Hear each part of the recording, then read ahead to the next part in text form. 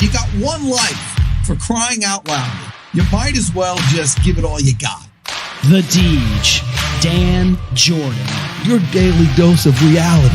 Your daily dose of the Deej. I can't believe I'm saying this, but I need my daily dose of the Deej. I make the news. I don't watch the news. I'm a leader. The Sales Energizer, Dan Jordan. Listen, don't worry how to sell, baby. Worry about why people buy. And it's fun. You don't need a 5-hour energy.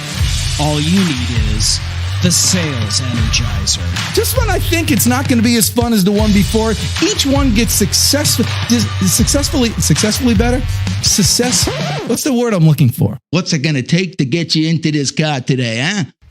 And now, please welcome the Sales Energizer, Dan Jordan.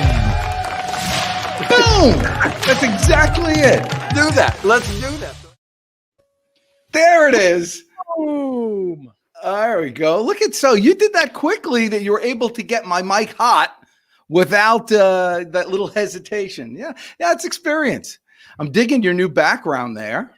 Yeah, I was telling our guest who's in the green room eating all our cookies and orange juice that earlier that I couldn't move. This is where I do some of my other shows, and I couldn't move stuff from my office to my studio in time.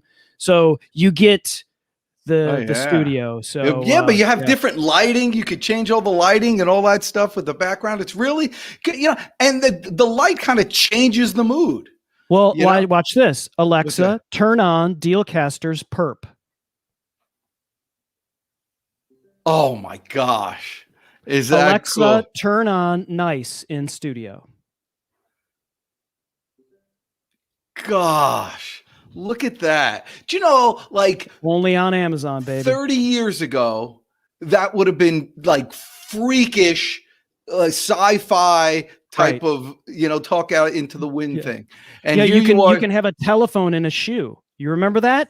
Get Smart in your face. Dun, dun, dun, dun, dun. Oh, you think I don't know Get Smart? I was all over Get Smart. That's cool. Well, I am really excited. Back in action again. You look good, by the way. You get younger, Chris Stone, every week. Every week you seem to get a little younger. It's the lighting. Yeah, that's right. You see, this is very good. But our guest today is a guy that I met years and years ago and we'll talk about the story, but I sold his business for him as a business broker. And he stuck around forever, and he's a fan of the DJ, and he's always generally when people see me, they always comment on my energy. Like, that's the thing that they comment on. Larry also distributes that. What he does is he distributes something even more important with other people, happiness with the work that he does. And I have a little quote, by the way, that I'm going to do for his intro. This, by the way, is from Sales Proverbs, Wisdom of the Ages. Available on Amazon, highlighted in the carousel. Okay. But I read this quote, as I do, because it's kind of fun to read in the morning. And I thought of Larry, and it said this: the greatest power in the universe is happiness. It's God-given, and it's there for the taking. But foolish salespeople live life without ever flipping the switch. It's yours for the taking just by asking for it. And that's what we're going to get here from our guest today. So why don't you bring him on, my friend and excellent handyman and all things business, holy crap, I didn't get Larry Towner. Oh my gosh, I was in the midst of my Larry was ready. Soliloquy, and he dropped me in there. Hey, I listened to the pre-show, Chris. Come on, that's right. I'm saying, like, it's being prepared. That's what they tell me. That's good. Anyway, right. My man, Larry. So, so Larry, why don't you tell the car buying public out here, how we met and how you took advantage of me terribly. It's a lesson in negotiation. It was really a pretty classic deal. So I had called the Deej through a mutual friend who had wanted to sell my business, and Deej at the time was selling businesses hot, hard, and heavy. And so I had a vending business, and Deej comes up to my fabulous yard, which was really literally a yard with some tractor trailer boxes, which is what I ran my business out of. And he walks, I'd left the gate open. He walks in and he walks around the yard, right? And he's got this kind of look of kind of disgust on his face, like, I'm supposed to sell this, like, what, there's nothing here. When I say it was not a tractor trailer, with with a big truck. It was just the trailer. Just the trailer. Yeah. He was running it like that was his warehouse. It was the trailer. And I'm thinking, he's like, oh my God, like, what have I gotten myself into? This is a complete waste of time. And I look at him and I go, can I help you? And he goes, yeah, I'm Deej. I'm here to meet with Larry. And I'm like, I'm Larry. And he goes, he's like, so what do you have here? And I'm like, here's the bottom line. My customers because I had seen him walk around the yard. I was gauging him, right? Because he's, blah, blah, blah. Anyway, I was gauging him. I go, here's the deal. My customers don't come here. Everything I do is in the field. And this is as low a budget as you can get for what we do. All my money's made out there. And I gave him the figure of what I grossed. And I think he just about fell down on the ground. Like, really? Like, for sure? Like, that's what you do? I'm going to mute my mic for a second because there's a jet. Oh, it went by. Yeah. Thank God. But that's exactly right. I said, show me the books. And it's a completely different story. Yeah, you had done a little, as they say, negotiating from the window. Like he had kind of tried to pre-qualify me from the window. Then he realized he had pre-qualified in the wrong way. Again. Wow. Yeah, but it shows how and that type of like startup business, kind of a shoestring budget and get things going. He was doing several hundreds of thousands of dollars with this business, running out of a trailer. And businesses start like that. When you say my business started out of my garage, this is like exactly a garage style business, and it could blow up if you have the right tools, the right mentality, and the right mindset that the customer is all that matters. The definition of a business is having a customer, and that's what he did. So it was a vending business. And where you do business, right? I didn't do business there. All I did was store stuff there. My business was all done in front of the customer, so it didn't matter to me. Right. Yeah. And nowadays, business is done online. There's a lot of people that are watching us on LinkedIn and other places, but a lot of people are watching us right now on Amazon. And Amazon allows you to have businesses. There's products that work. By the way, the lighting for this right now. By the way, this isn't a real window. This is Amazon too. I mean, so it's a background there. But the lighting for this basement room that I'm in right now, it's all done by like really stuff like this that I'm getting on Amazon. Vaunt puts these things together. It's just regular lights. But if you put enough of them around, you can make a studio nearly anywhere with products. So your office. Your warehouse, if you have a business on Amazon, nobody has to see it. Nobody comes to your store. No. Your job is marketing. Getting people to come visit you. Yes. More or less. Getting people to come visit you and visit you online. And you do that now in your handyman business. So how do you get your business for your handyman business now? Well, so we have a relatively successful handyman business. So we do all kinds of handyman services. And then we also have a podcast called the Handyman Pros Radio Show.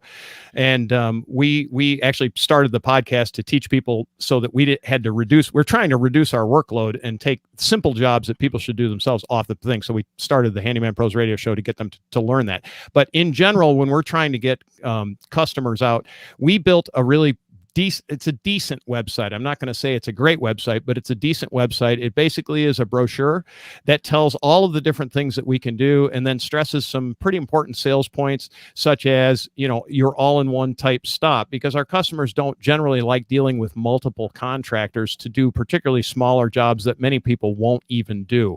So as I always say, people ask me, what's my biggest job? And I say it's a to-do list. And that sounds funny, but to find one person person that can actually hang a ceiling fan and fix a plumbing leak and put together some IKEA furniture and can do some light construction and can do drywall repair and can do all of this kinds of things.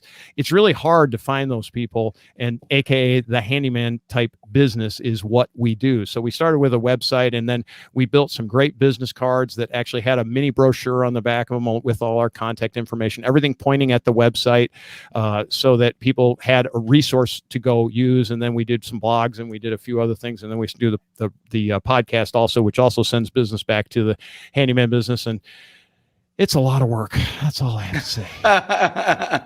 And production. Now, are you doing this all yourself, or do you have employees?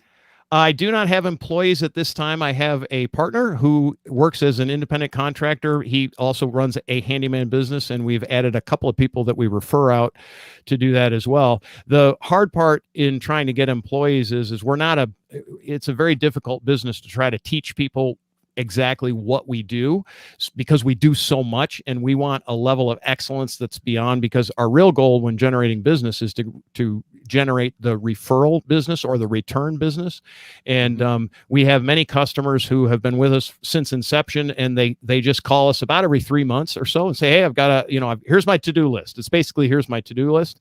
Well, and what day can you show up? And that has been, it's a source of recurring business. But as you know, Deej, the business that I was in, the business that you actually sold, that's all we did. It was recurring business constantly. And so I really like that model from the standpoint. What having employees in a contractor business is kind of, it's a little bit hard, it's kind of tough. So anyway, so for the customer who's trying, one of the biggest challenges is to get somebody to come out that you can trust. Correct. Mm-hmm. And a lot of times the people then you're relegated to go to these larger companies to do stuff, and they charge through the nose, don't they? They charge a lot of money. They do well, and they do for a reason. They have all the things that go on. They do background checks, and they do all that. And by the way, we have a background check. It's online. I mean, it's on my website if you want to check it. We're insured, so that's on the website as well. And basically, we answer almost all of those questions in the bullet points on the website. And then there's resources that you can go and check things out, on that. Like you can click and see the insurance agreement and that kind of stuff. It's all there. And probably needs to be updated right now. But anyway, be that as it may, that's just how we do. It's just tough to get people, and your son's in an associated business, and it's just tough to get good people, right? It's just especially right now. I tell you, to get the jobs when you're working with the people, man, just show up. People just don't show up. I've got to tell a story. This is a great story, right? So one of the things that we do some consulting on the side for people wanting to get into the contractor business and handyman business. And I always tell this story because it's a great story. So I am a person that tends to be pretty well organized and like to be there on time. I actually like to be there a few minutes early. So I pull into this person's driveway. The appointment's at 9:00. I pull in the driveway about 8:50. And I'm kind of like, I can see them moving around, so I know they're awake. So I go up and I knock on the door. Took her about 2 or 3 minutes to get to the thing. And she looks at me and she says, literally, she goes, "What are you doing here?" And I said, it's Tuesday the 1st, or Wednesday, whatever today is. It's the 1st. We have an appointment at 9:00. She said, "You're a contractor. I was expecting you around 10." Ooh, that even if it's the first one of the day, they expect you to be late. Exactly. And I'm like, lesson learned, right? If you're going to be a contractor, be on time. If you can't be on time, let people know you're running late, especially, indeed, this, or anybody that lives in Metro Atlanta knows you can get stuck in traffic for hours, right? But, you have your cell phone, text them, phone them, whatever, do something, get a hold of them, smoke signals, as I always say. Yeah. Let them know that you're not coming, but set you apart immediately, right? Set you apart as a contractor. Yeah. But I mean, and that's a true story, by the way. She's like, "What are you doing here? It's not even 10:00 yet." I'm like, we said 9, so, it's kind of ironic that it's that easy to do. Basically, the word is be prepared. Correct. I mean, the reason why you're on time is because you're prepared the night before. You're prepared. You know what you're doing that day. You're setting your calendar. You have the right tools. You have speaking of tools, do you use DeWalt? I do use DeWalt. Yeah, I like DeWalt tools. Yes. Outstanding. The reason why I love DeWalt is their batteries are so good. You have to have, do you have like spare batteries all the time? Constant. Or you're just recharging? Yeah. But they have these batteries now that last like all day. You know, they don't really. But if you have two, you always have one on the charger and one in the tool, and you never worry about it. But it's like they have 15 volt, 30 volt, 20, you know, all the way up to 100. It's crazy now. It is. I used to mock people with like these electric stuff because you're like, hey, you got no power. Look at you. But now they're like so powerful. We actually did a show. We did a show on the Handyman Pros radio show about batteries and about what to look for and that kind of thing. And we didn't get brand specific, but we talked about the basics of electric power and what's important and what's not. So, you know, they're going to make electric planes. I mean, like really you fly in electric planes. It's a ways off yet. Got a little power to weight ratio problem yet. Still, oh, that's right. You are. Oh, you mean the engines are heavy? No, the batteries are heavy. Yeah, the batteries are really heavy.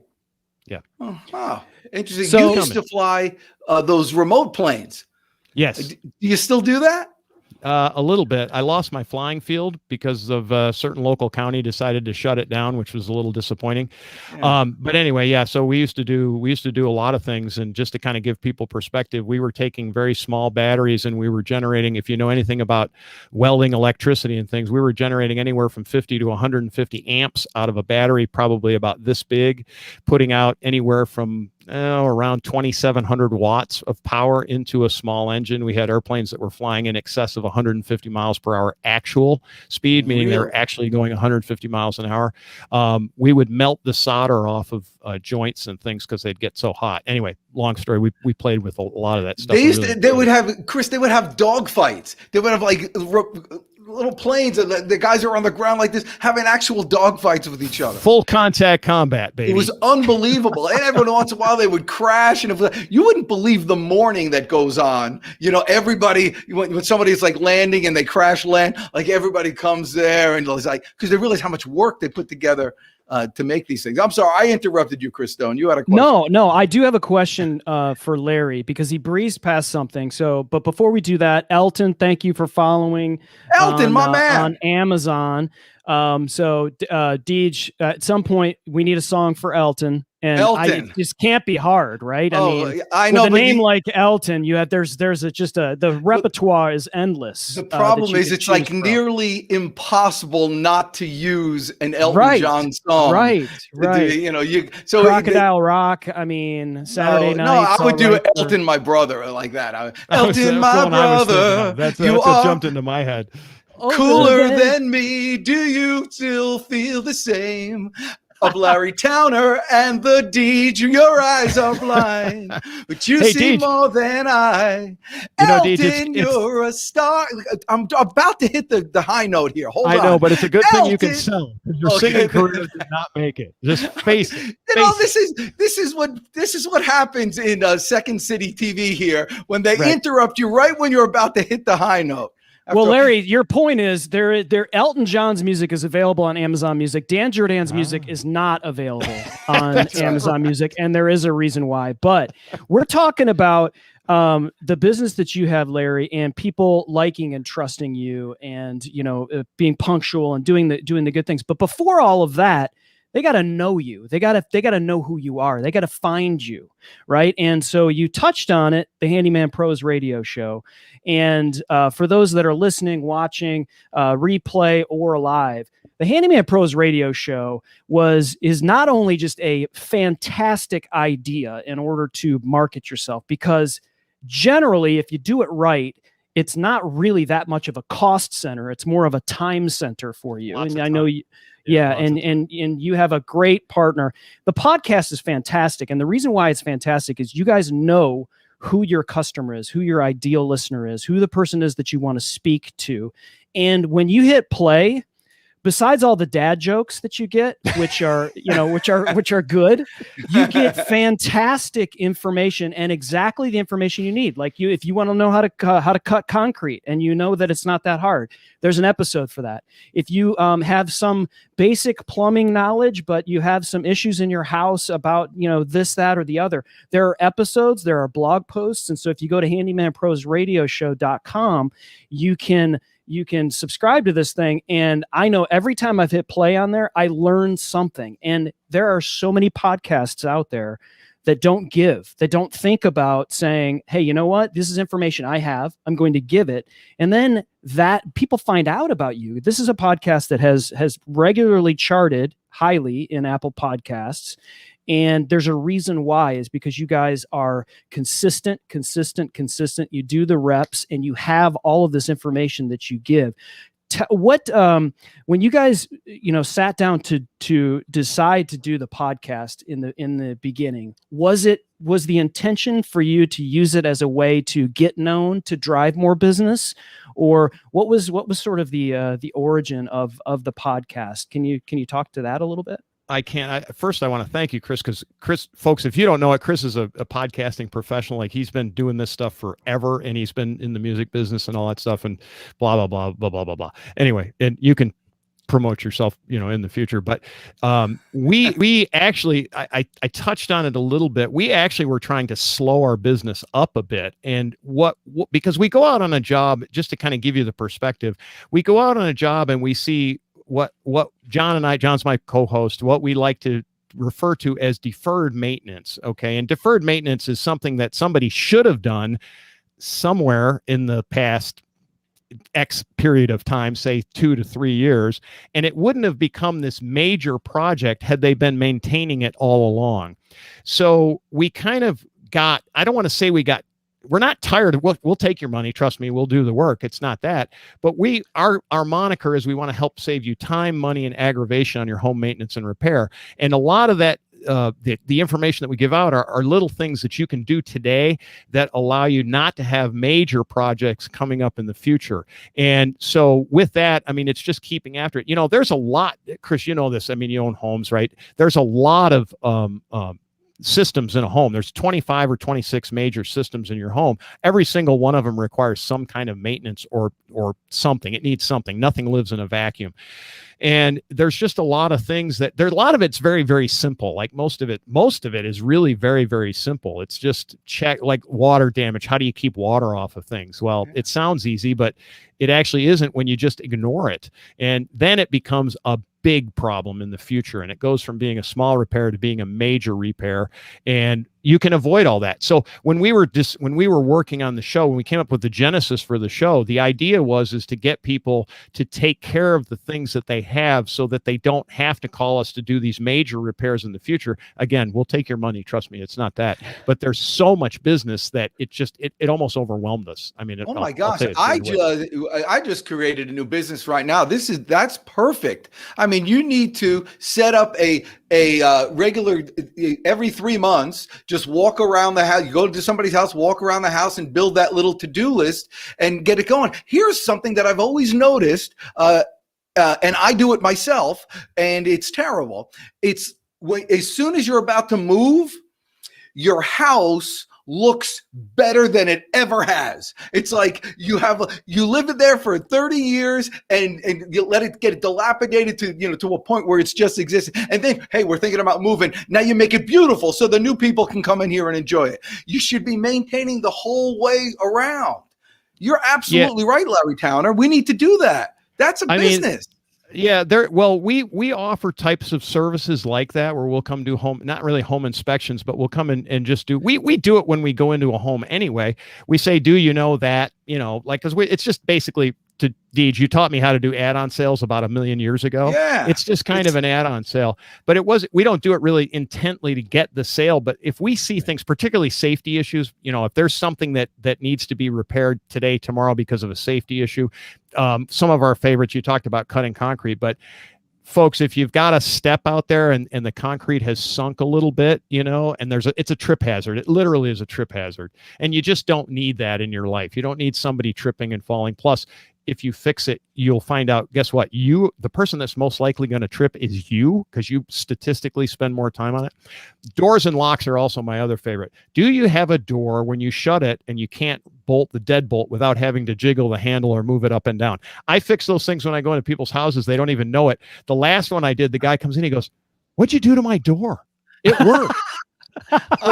It's been this way for 20 years. I don't know what to do now. Think of this. A couple $100 a month for home maintenance, and we just come out every 3 months, take a walk around, fix little things here and there. If there's any extra, that's like great insurance. Maintenance insurance. We can talk about that, Deej, because Matthew's looking for a position as well. So there you go. Absolutely. I'm telling you, that's huge, and you're absolutely right. So what's your? Oh, I'm sorry. I'm about to have some fun, but go ahead, Chris. He brings the gravitas. Yeah. So before you go into your bad dad joke, Dan, I think this applies to more than just the handyman business, because what Larry has done for years and years and years and years is build this experience of this deferred maintenance and knowing everything there is to know about a home, and from locks to plumbing to concrete to all of these things, right? So for him, it's just like, I see this, it's going to take me 10 minutes to do, but the value, you might think when it takes you 10 minutes to do, the value of it to the homeowner may be hundreds of dollars. Like, oh my gosh, I can't believe you did this.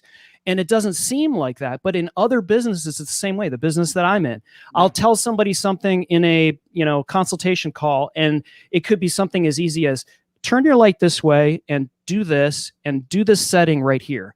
And their eyes light up, and all of a sudden it's like, how much can I pay you? Right? It's just like, and so in a lot of ways, you've spent years to get to that point that other people just needed 5 minutes of your value to bring to them. So I think that's cool that you just kind of like, you offer that. It's sort of like a value added sort of bonus for doing business. Well, thank you. Because that is part of it. I mean, and some of it is, trust me, in your home, it's the things that you do the most that are the things that are the most bothersome. And people will tell you that it's not. Like I'm talking about the door, for example. It's a great example because it really is, it was just one of his doors, right? And he had to lift up on the door just a little bit every time. So I just took and just notched it down, and it took me about 10 minutes. It was no big deal. Notched it down, door shut, just let it slam and it shuts. And it just made all the difference. And it really brought, you said earlier, we bring a smile to somebody's face. That's a smile that he thinks about every single day, because he opens and closes that door 10 to 20 times a day, because he associates that with you. Yes. And that's a lesson for any handyman or anybody that meets somebody in their home. That as soon as that good feeling happens, that emotion stays with the person who gave it. My grandmother, who I met twice, she was in Israel. I went there once, and one time she came to stay with us for like a couple months. Meme was her name. Do you know her? Haven't met her, no. Yeah. Okay, yeah. So Meme, she was didn't speak English, so we had a tough time communicating. But when she left the house, she left us with a parting gift, and the parting gift was our first automatic garage door opener. And because prior to that, my dad would park in the driveway and go, bam, bam, bam, bam, bam, bam, bam, like that. Yeah, was you had to come out. Yeah, and I was the remote control, so I'd have come to unlock it, let him in, and all that stuff. Anyway, so she gave it to the family, but really she gave it to me.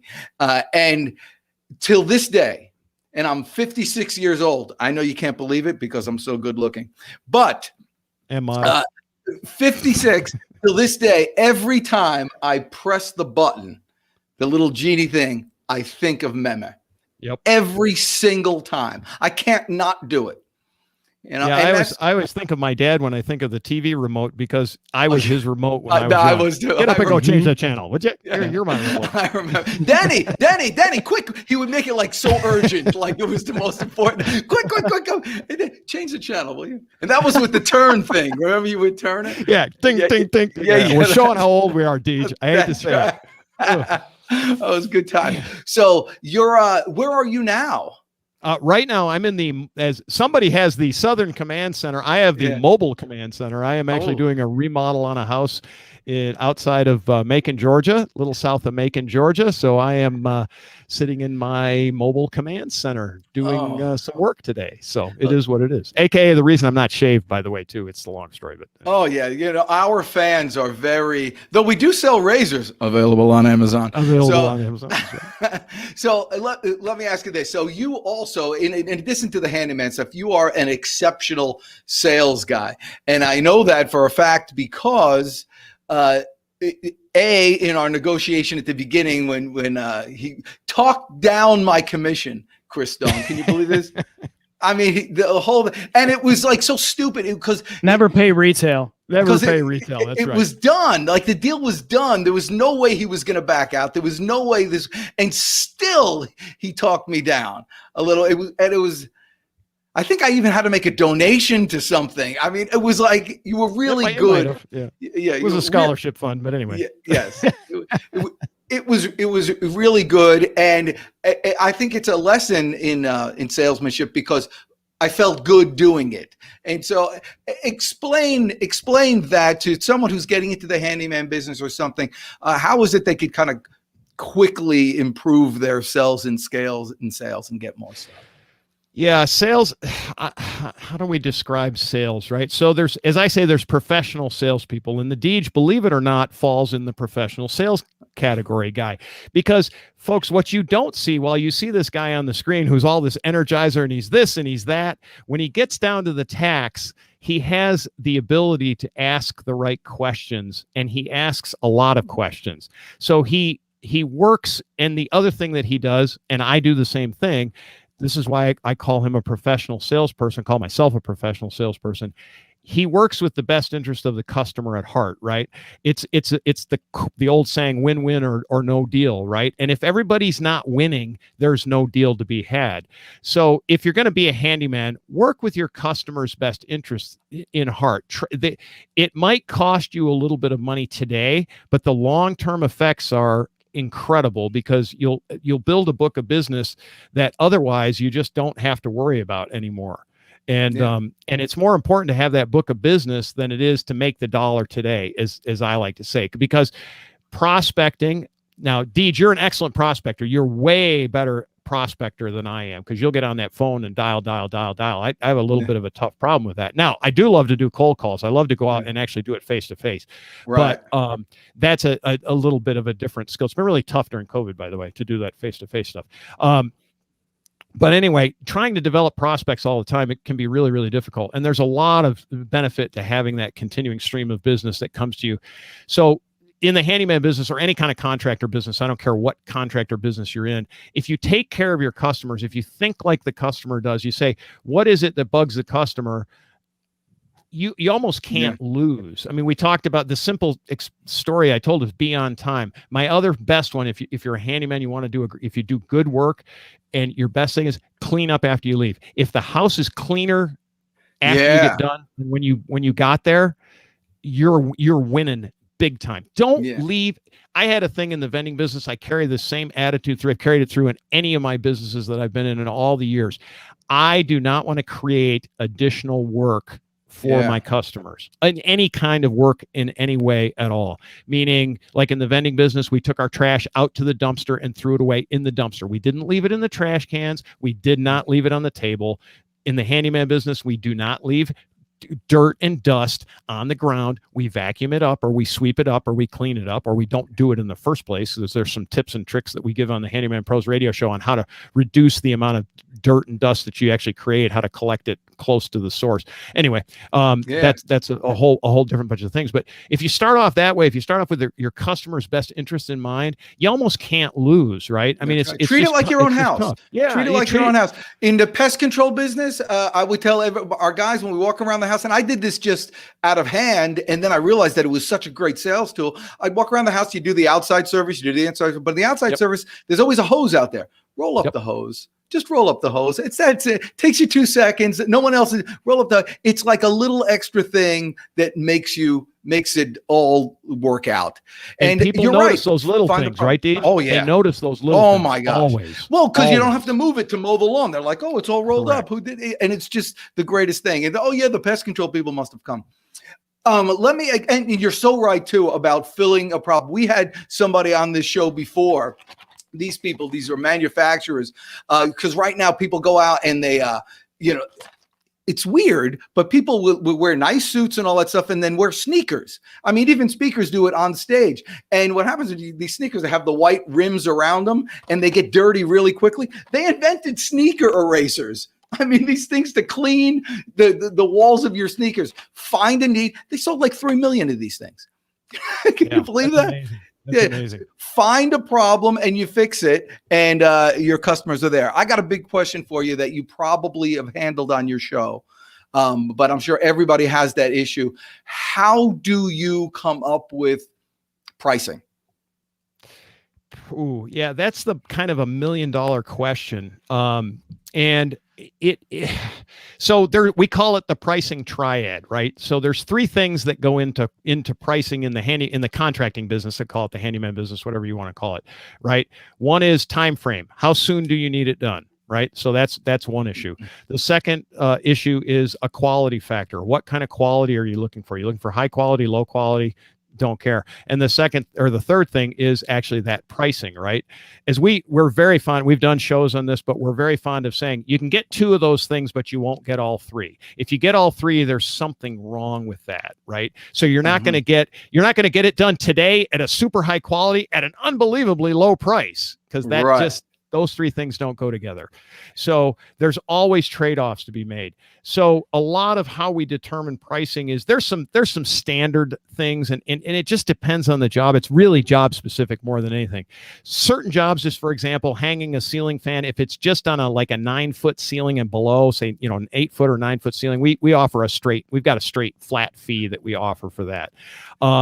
Other jobs for all of them. I mean, there are some ceiling fans that are, the regular standard, you just got to plug, or like replacing a ceiling fan takes 2 seconds. You just pull the old one out and do the other one in. But what if you have to kind of cut in and do all that stuff?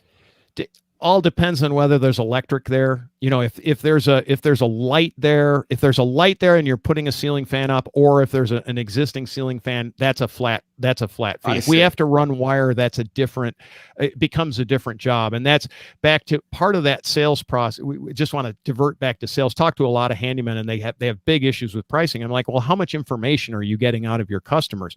And they're like, well, what do you mean? I said, well, if you're doing a job like this, what sort of questions do you ask? And like in this question, somebody says to me, I want to have a ceiling fan put in my ceiling, in my ceiling of my living room. It's like, okay, is there a light there now, or is there a ceiling fan there now? And if the question is yes, then I know I've got the basic infrastructure for what I need to actually put the ceiling fan up. If there isn't electric there, then it becomes a different, it goes to more of what we call a job rate, meaning I need to have an idea. I need to actually usually go look at it, because it's going to kind of depend. Where's the electric, and is it blah blah blah. There's so many variables in that case that it becomes a different ceiling fans. You may or may not know this, but ceiling fans are available on Amazon. I just thought I'd let you know. It's just one of those things. But actually, I do have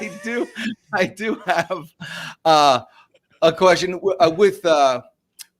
with pricing. How I always tell people, and then I'm going to ask you another question. But when you're a seller, when you're the provider, man, you understand the perceived value to the customer. That thing, if it's a plumbing job or something like that, understand the perceived value of the customer and understand your bottom line. And somewhere in between there is where your price is going to be. But I think it's a good idea if you're willing to give some inside skinny. Most of the people watching this, most of the people who own homes, they're consumers. How can a consumer find a guy like you and protect themselves from getting ripped off? Or even if they're in a negotiation, how do they? That's the biggest fear of anything. People just don't want to feel like an idiot for the neighbor to come up to him and say, "How much you pay for that?" "Oh, you got taken. They saw you coming." Well, yeah. So it's always it's about perceived value, right? I mean, there's just too many variables. Somebody says something like that to me, and I've hung. I'm going to use ceiling fans again. I've hung ceiling fans that were, the ceiling fan itself was $500, right? So we charge the same amount of rate to hang a $500. But if it depends what the person's asking. Oh yeah, I've only that ceiling fan only cost me $650. It's like, whoa, you got taken. No, you didn't get taken, because the fan was $600. Was was $500, right? So it's $150 to put it up. But I'll tell you. So let me give you. I'm going to plug 3 individual shows, and the reason is we get this question a lot. If you're thinking about doing any kind of major renovations or hiring a handyman, we did a show called Hiring a Handyman. It's on the handymanprosradioshow.com. You can scroll down. It's in our show list. And that'll give you a whole bunch of good tips on how to actually hire a handyman, what you're looking for, what makes a reputable handyman. We've also done a couple of shows with other handymen. So we ask them a lot of the same kind of questions, and they have really good insight. So you kind of get to know, like, it gives you that information that you're looking for to go backwards. If you are considering hiring a contractor for a major renovation, there are 3 shows. It's called Hiring a Contractor. It's all 3 episodes. I know they're long, but listen to them. They draw on concepts that are going to, folks, our goal is to save you time, money, and aggravation. Contractors are a source of major aggravation for many, many people, especially if you're doing a major renovation, because it just is, it's huge. We've got a whole list of things, including how do you actually get a contractor to do the work they're supposed to do? Like, what are some tips and techniques and things like that? It's all out there. I've answered it a lot, but you know, we get this question enough that we did 3 shows on it. It's that important, and you don't get ripped off. It's back to the pricing triad. You know, somebody shows up on time, somebody does the job, and they bring you a reasonable price. And if they do great work, guess what? You're on the win side. You're in the winning category. You know, we talk quite a bit too about selection of materials too, because not all materials are made the same. Your DeWalt tools that you're showing right there on the very premium end, those are going to last a contractor pretty much forever. And there it is. And so if that's a high quality tool, probably more than the average homeowner actually needs. But folks, if you're a young guy, if you're in your, I don't know, maybe 40 and under, I'd buy DeWalt all day long. Why? It's going to last me the rest of my life. You think we don't have ladies watching this show? You know, it's funny. We're finding more and more handy women are coming. Yes. We're trying to get some to be on the show. But there's a lot of women are strong into DIY, really strong. Yeah. Like, they're not afraid to swing the hammer. They're not afraid to run the tools. In fact, their level of detail is pretty darn good. I mean, they really, and they spend what they don't do is they don't sit there and say, oh, I know how to do this. You know, I'm a guy. I know how to do it. No, they look at a few YouTube videos and they go, huh, that's how you do that. And then they zip and they're through it. You know, this is a good segue. This is a good segue because I was thinking about this. You brought up YouTube. Okay. Yes. So YouTube University, let's call it. Mm-hmm. I tell you, I was not interested in regrouting and re-caulking my shower at all until I watched a YouTube video and that person made it look like it was really easy. And it was not as easy as that person did on that YouTube video. And I probably did not do as good of a job as if I had hired someone. Right. But how would you say that has affected your business one way or the other? And what is your take on stuff that you do versus stuff that you see that someone is doing on YouTube? I'm sure you've seen YouTube videos of people cutting into concrete as an example, or fixing fixing a door, or, we keep going back to those 2 things. There are many more things that Larry Towner does, ladies and gentlemen. But he has one. It was the most riveting thing. How to pop a zit. It was unbelievable. I do not have that. It was riveting. It was riveting. I could do it right now. It was really live. Let me focus in on that. Okay. No, we're not doing that. So Chris, to answer your question, how do you answer that question? There's a lot to be said for watch a multitude of videos. If you've never done it, watch a multitude of videos and look at some of the things that you kind of you have to look at what they're doing and how they're doing it. I'm not picking on Russians, but I'm going to pick on Russians. There's a lot of Russian guys out there that really cut a lot of corners, and they do a lot of YouTube videos.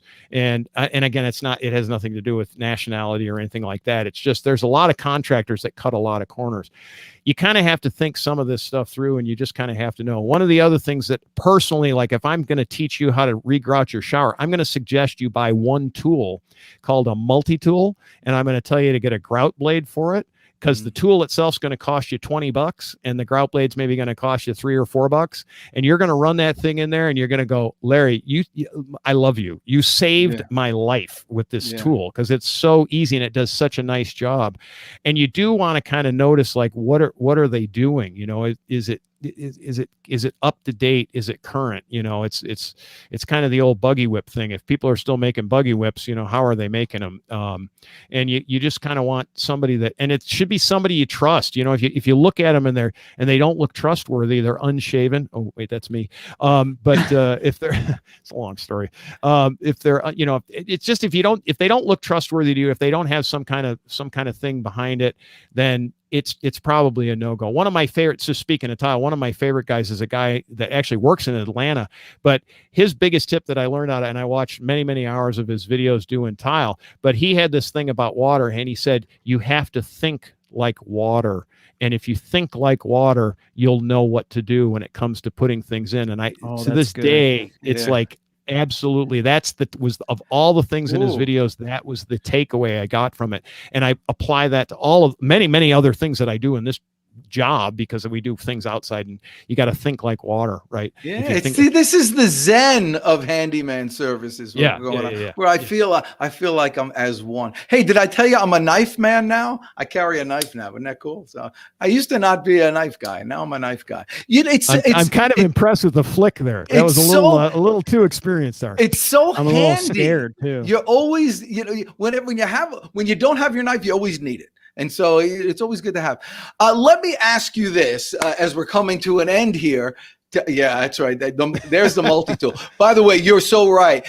Everybody needs to have a guy like Larry. You see, you always want to be able to say, oh, I got a guy. Just when you want the info, what kind of tools to get. And so, Larry, are you available for people? Or if, let's say, I just have a question, or somebody out there in the universe has a question. I'm gonna regrout my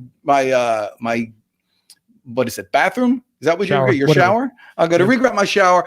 What tools should I get? Are you available to them? Are you accessible to them? We are accessible to them. Okay. Yes. They can send us an email, questions@handymanprosradioshow.com. You can also send it to handymanprosradioshow@gmail.com. Both will come into the same place. But yes, no, and also we have a Facebook page that's @Handyman Pros. If you have a question that you want a little hive mind on, you want other people to answer too, you can go to that Facebook page. And again, that's @Handyman Pros.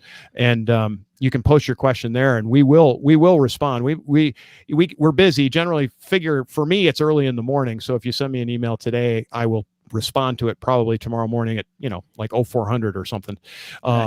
But that's my man. Yeah, well, that's when when the brain works best. By the end of the day, it's like, see, done. We're the same person. A lot of times I look in the mirror, I see you. So that's how. So there's a scary thought. But usually I'm shaven. All right. So the last question, just leave a real question. So I have a question. Here's my question. Yes. I have a top 5 that if somebody's moving out or moving into a new place, I have top 5 gifts that I give them. Chris Stone hopefully knows what they are, but one of them is a ladder. I like these adjustable ladders, are very important. Oh, they're awesome. We did a show on that. Yeah. You did on adjustable ladders, which are great. Yep. 4-way screwdriver. Everybody needs a 4-way screwdriver. Very, very handy. A Vitamix, an Instant Pot, DJ, you told everybody you sold Vitamixes at one time. Yeah, one time. Yeah, I'm a big fan of the mix. I know me and Sir Mix go way back. Yeah, Larry, you have no idea. He mentioned the adjustable ladder, and you've got to go back into the archives of Dan's show, because this is if anyone appreciates this more than anyone, it's Larry Towner. Yeah. So I will look that one up. There's a show, and Dan was. I was doing a tent. He wanted to put up a hammock, and the show was about getting outdoors, but the show was indoors, and so he decided to get on Amazon and demonstrate how to put up a hammock, Eno or whatever. And so he was like, he's looking around, and we went live, and I guess he just figured he could hook the hammock up and the poles in his basement.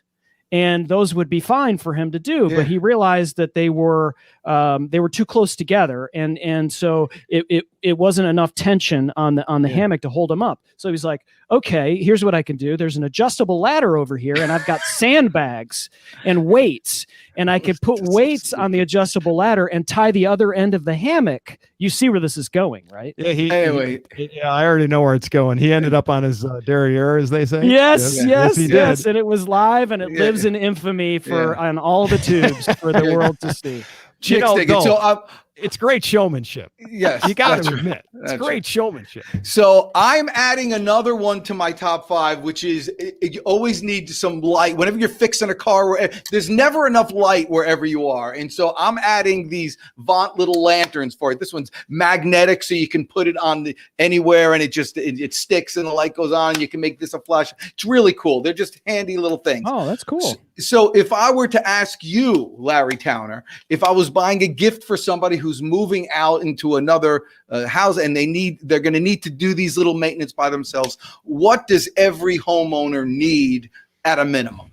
Boy, the minimum toolkit. So we actually did a show on that too. We've done a lot of shows, but gosh, you need a hammer. I'm a big believer that you need that DeWalt drill that you have there, or a cordless drill of some sort, because it's not just a drill, it's a driver. So you can put a screwdriver bit in it, and you can put you can do so much with it that it's really almost a have to have it. It's kind of one of those tools that if you've never had one, when you get one, you'll never be without one again. So I'm big on that. I definitely like your lights ideas, because people don't understand. There's just times when you need a good light, either a forehead mounted one, or one like you've got there, particularly I like that magnetic point, because think, right, you're sticking it places where it can go, but you got to have light. You need that. You need a driver drill. You need you need a hammer. You need, ratchet set. You need your 4-way screwdriver, like you're talking about. Yeah, I mean, there's thousands of things, but the thing is, that's enough to get you by. You can get, and then for specialty things, get yourself a Dremel when you need it, or get yourself a grinder when you have a project, and then you have it forever. Yeah, and we've done a lot of tool reviews, and we're really big on what we like to call multi-use tools, right? So it's not just a drill, right? It's a nut screwdriver, a nut driver, and other things as well. There's other things like a multi-tool, which is not only a grout remover, it's also a saw, it's also a sander, it's a bunch of different things. And so again, send me an email, questions@handymanprosradioshow.com. I'll give you all kinds of information if you have any tool related questions, and send you to Amazon. I buy a ton of stuff off Amazon, mostly because they have some of the specialty tools in particular, but I buy a ton of stuff off Amazon for this and that and the next thing. It's great sourcing. Larry Towner, I can't tell you how much I'm pleased that you came on the show today. This is great. And your show is awesome. Everybody needs to listen to it. And absolutely. Right now, watching this, go to handymanprosradioshow.com. You will not be, Dan, you talked earlier about having a guy. If you subscribe to this podcast, you got a guy. You got two guys. You got two guys. That's right. You got two guys. So go to Handyman Pros Radio Show. It's free, for crying out loudly. It's free. What are you doing? Subscribe, which is free. So I guess you can't say subscribe anymore, right, Larry? Follow or whatever. Follow this guy and another guy who will tell you everything you need. Yeah, go. Quick show description. So 2 shows a week, right? So one show is a long show. It's kind of a deep dive into things. And the short show, we call it the action tip of the week. And it is something, as we say, it's something you can do today to help maintain your home. So if you want to just sample us, try a short show, see what you think, take a look at it, and then then you can scroll through and look at the rest of the stuff. But that's just to kind of give people an idea. There's 2 shows a week. Longest show we've done is about 45 minutes. So we're not killing your day listening to shows either. That's one of the other things. We did that intentionally, by the way. So we killed everyone's day today. Yeah, we killed everybody's day today, but this was terrific. We'll have to have you on again with your better half, your partner there, and Chris Stone, another killer production. Is he not amazing? Larry? Oh, he's awesome. He's awesome. As good as they get. Everybody needs a Chris Stone too. And for all you people out there, if you're ever out there and you need work on your house and you need to do it, first of all, need to know this: you can do it. You can do it. There's enough people out there that are willing to help you. There's enough tools out there that are, and you feel so good. Yes, Chris Stone could have had a much nicer shower if he had hired somebody else, but he could never walk in there anytime and look down and say, I did that. And that feeling gives you more pride in your house, makes you want to take care of it more, and makes your whole world better. The best thing about Larry Towner here, he's not only handy, he's not only a handyman, he's a good man. And I can't tell you how much I appreciate to have you here today. You guys are awesome. I'm the Deej. Big day today. Go get him.